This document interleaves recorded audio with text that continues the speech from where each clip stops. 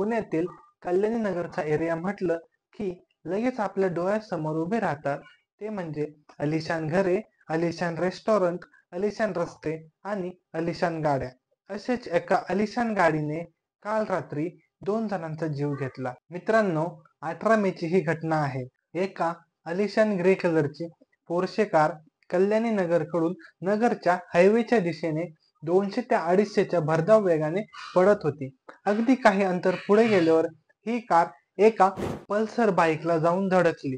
त्या बाईकवरती असणारे 2 IT कर्मचारी अनिस अवधिया आणि त्याची मैत्रीण अश्विनी कोस्टा या दोघांचा जागीच मृत्यू झाला. ही धडक एवढी जोरदार होती की त्या अलिशान कारच्या सर्व एअरबॅग्स ओपन झाल्या होत्या. त्यावरून तुम्हीच विचार करू शकता की ही धडक किती जोरदार असेल. महत्वाची बाब म्हणजे ज्या गाडीने बाईकला धडक दिली ती कार 2 ते 2.5 करोड तिची प्राइस असून पण त्या गाडीला एकही नंबर प्लेट नाही. बिना नंबर प्लेटची एक अलिशान कार कल्याणी नगरच्या रस्त्यावर भरधाव वेगाने फिरत होती.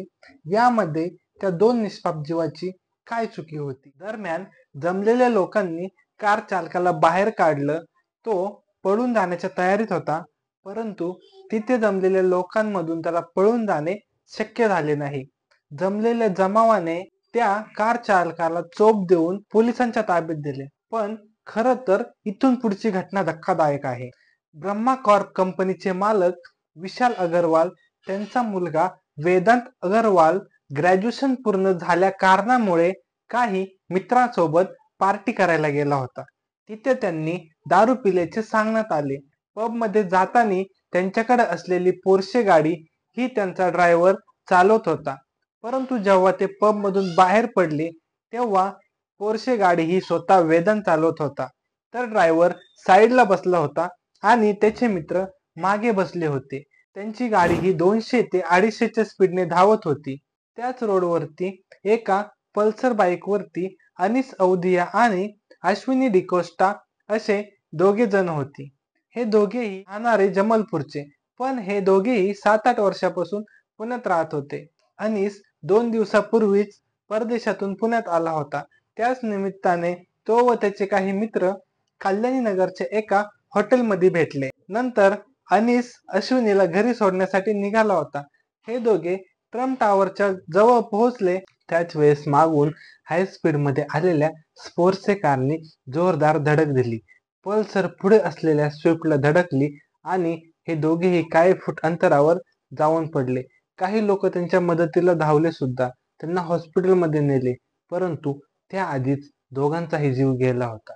पण हे सगळं घडलं. कार चालकाला पोलीस घेऊन गेले. पण जेव्हा अनिसचे मित्र तेथे पोहोचले तेव्हा त्यांना दिसलं आरोपी आणि त्याच्या मित्रांकडून गाडी वेदांत चालवतच नव्हता, तर त्यांचा ड्रायव्हर चालवत होता असे भासवण्याचा प्रयत्न होता. पण अनिसच्या मित्रांनी गाडी वेदांतच चालवत होता याचे काही फोटो आणि व्हिडिओ दाखवले. त्यानंतर पोलिसांनी गुन्हा दाखल केला, परंतु काही तासातच त्याला जामीन देखील मिळाला. 2 जीव घेऊन काही तासातच जामीन मिळाला. ही बाब अत्यंत धक्कादायक आहे. वेदांतवर जो गुन्हा दाखल केला आहे तो कलम 304 अंतर्गत दाखल केला आहे. आता यामध्ये जर वाहन चालवताना निष्काळजीपणामुळे अपघात घडला आणि कोणाचा मृत्यू झाला तर हा गुन्हा दाखल होतो. यामध्ये 2 वर्षाची शिक्षा जरी असली तरीही तो जामीन पात्र आहे. त्यामुळे वेदांतला जामीन मिळाला, पण काही अटीवर. वेदांतला अपघातावर 300 शब्दांमध्ये निबंध लिहायचा आहे.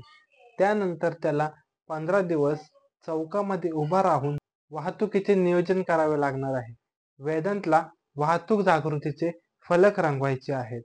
इथून पुढे जर वेदांतला कुठे अपघात झाल्याचं दिसलं तर त्याला अपघातग्रस्तांना मदतही करायची आहे. या अटी माननीय न्यायालयांनी घालून दिल्या आहेत.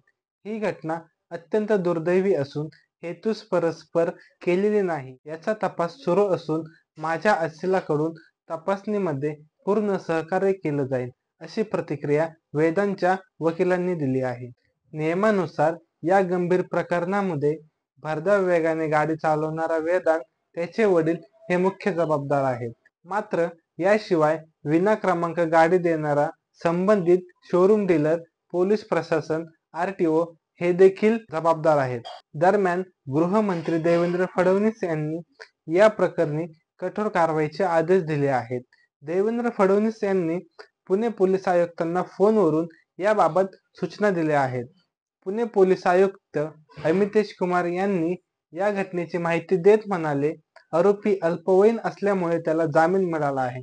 मात्र आम्ही या विरोधात सत्र न्यायालयात याचिका दाखल करण्यात आहेत.